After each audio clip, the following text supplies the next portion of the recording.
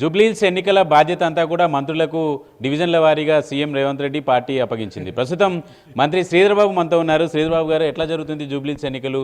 మీకు టఫ్ ఉంది అని అందుకే మీ సీఎం చేసేటువంటి కామెంట్స్ అన్ని వాళ్ళ ఓటమికి కారణంగా కనపడుతున్నాయని కేటీఆర్ అంటున్నారు. ఆయన ఏమన్నా మాట్లాడవచ్చు, ఎందుకంటే ఓటమి భయంతో కేటీఆర్ గారు, తెలంగాణ రాష్ట్ర సమితికి సంబంధించిన నాయకులు వారు కూడా అడ్డగోలుగా మాట్లాడుతూ ఉన్నారు. ప్రజలు మా పక్షాన ఉన్నారు. ఈరోజు జూబ్లీహిల్స్ నియోజకవర్గానికి సంబంధించిన ప్రజలందరికీ తెలుసు. వారి ఓటును ఏ విధంగా సద్వినియోగపరచుకోవాలో వారికి బాగా తెలుసు. రాబోయే 3 సంవత్సరాలు కాంగ్రెస్ పార్టీ ప్రభుత్వ హయాంలో వారికి ఇంకా మంచి పనులు జరగాలని ప్రభుత్వం పరంగా మేము హక్కుగా వారికి ఓటేసి వారితో పనులు తీసుకోవాలని ఆలోచనతో ప్రజలు ఉన్నారు. 2 ఏళ్ళు కాంగ్రెస్ పార్టీ అధికారంలోకి వచ్చి ఏం చేసిందో చర్చకు సిద్ధమా? మేము చర్చ చేయడానికి రెడీ అని చెప్తుంది. చర్చ చేయడానికి అందరూ రెడీ. ఎన్నికలు జరుగుతున్నాయి. ప్రజాస్వామ్యంలో ఎన్నికలు అనేది ముఖ్యం. ఈరోజు ఆ ఎన్నికల సందర్భంలో ఓట్లు, ప్రజలకు సంబంధించిన అభిప్రాయం తెలియజేయడానికే ఓటు. వారు ఎవరిని, ఏ నియోజకవర్గం నుంచి ఎవరు ఎమ్మెల్యేనిగా గెలిపించుకోవాలా అనేది, ఏ పార్టీని గెలిపించుకోవాలనేది వారి అభిప్రాయం తెలియజేస్తారు. ఆ అభిప్రాయమే చర్చ.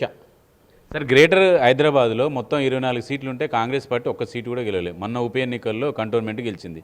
ఇప్పుడు ఉప ఎన్నికల్లో కాంగ్రెస్ పార్టీ గెలుస్తుంది అని ధీమా ఏంటి?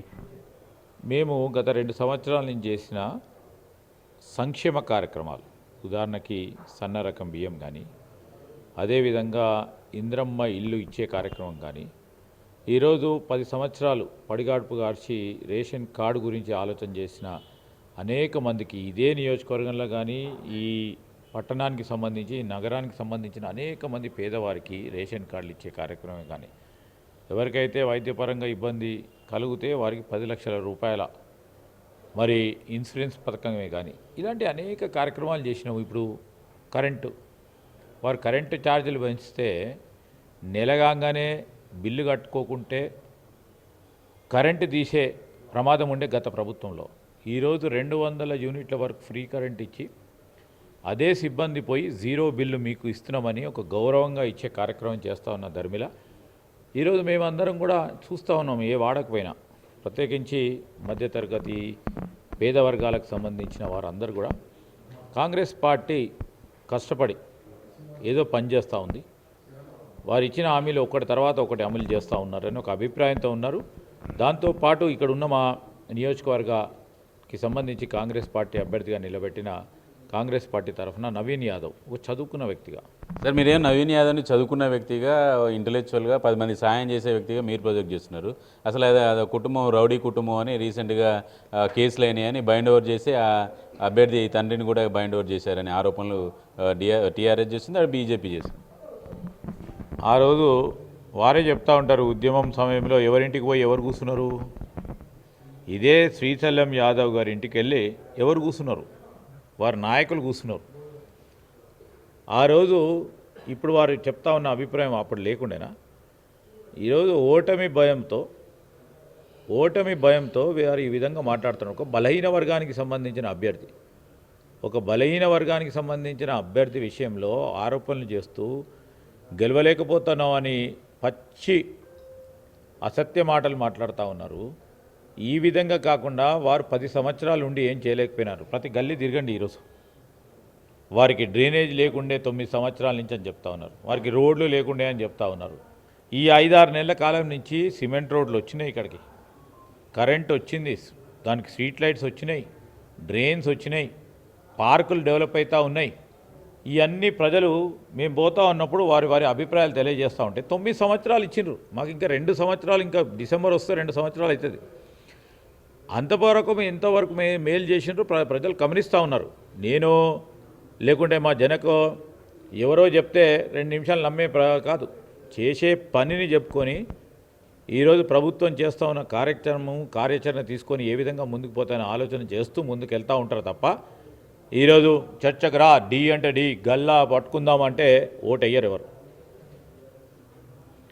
నేను ఈరోజు కూడా ప్రత్యేకించి చెప్తా ఉన్నా, రేపు 11వ తారీఖు నాడు జరగబోయే ఎన్నికల్లో మా నవీన్ యాదవ్ ఒక యువకుడిగా మరి ఒక చదువుకున్న వ్యక్తిగా సామాజిక స్పృహ ఉన్న వ్యక్తిగా పదవి లేకున్నా కానీ అనేక సందర్భాల్లో ఈ ప్రాంతవాసిగా స్థానికుడిగా ఈ ప్రాంతంలో ఉండి 10 మందికి మేలు చేసిన వ్యక్తిగా ఆయనకు గుర్తింపు ఉంది.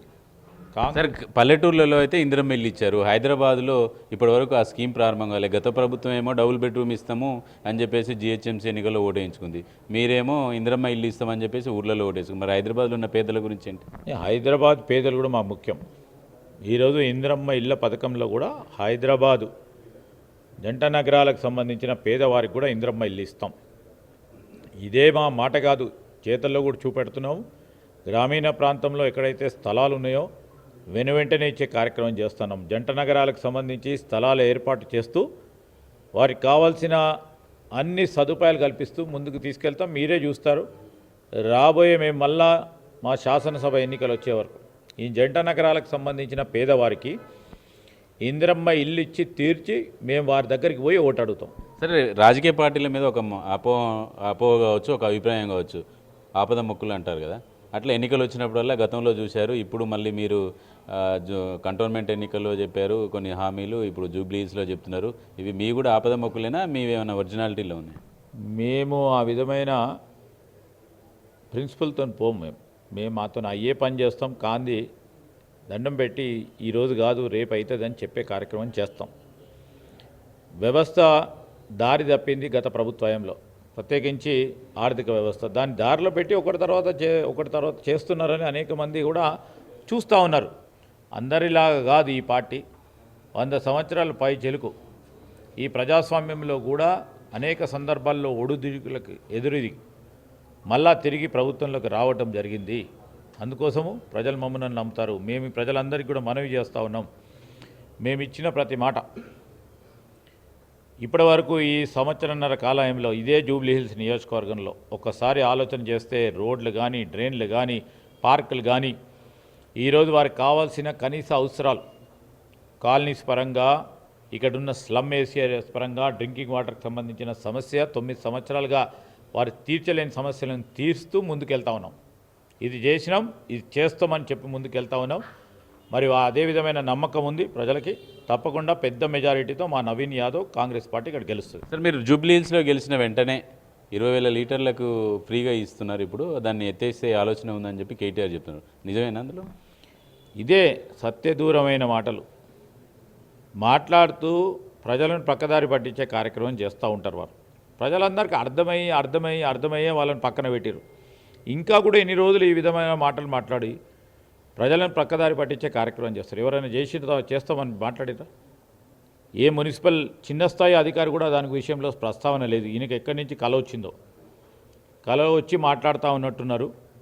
ఆ విధమైన అభిప్రాయం లేదు, ఆలోచన లేదు. ఈరోజు కాంగ్రెస్ పార్టీ ప్రభుత్వం ఇంకా మేలైన కార్యక్రమాలు చేస్తుంది. మేము ఒకటే చెప్పినాం, ఒక స్పష్టమైన వైఖరితో ఈ ప్రభుత్వ పాలన తీసుకెళ్తా ఉన్నాం. ప్రజలకు మేలు చేయాలి, ఇంకా వ్యవస్థను పటిష్టం చేయాలి. గత ప్రభుత్వాలు నిజంగానే మంచి పథకాలు తీసుకొస్తే దాన్ని ఆపలేదు ఇప్పటివరకు.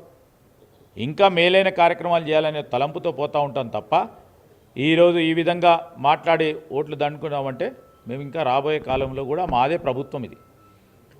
వారు ఓటు విలువను సంబంధించి తెలుసుకొని ప్రజలు ప్రభుత్వంలో ఉన్న పార్టీకి వేస్తే ఈరోజు వారికి హక్కు కలుగుతుంది అడగటానికి అని ఆ అవకాశం పొందే దిశలో ప్రజలు నడుస్తూ ఉన్నప్పుడు అసలు గెలవలేని పార్టీ ఓ పక్కన టీఆర్ఎస్, ఇంకో ప్రక్కన బీజేపీ, వారికి ఓటేస్తే ఏం లాభం అని వారే ఆలోచన చేస్తున్నారు.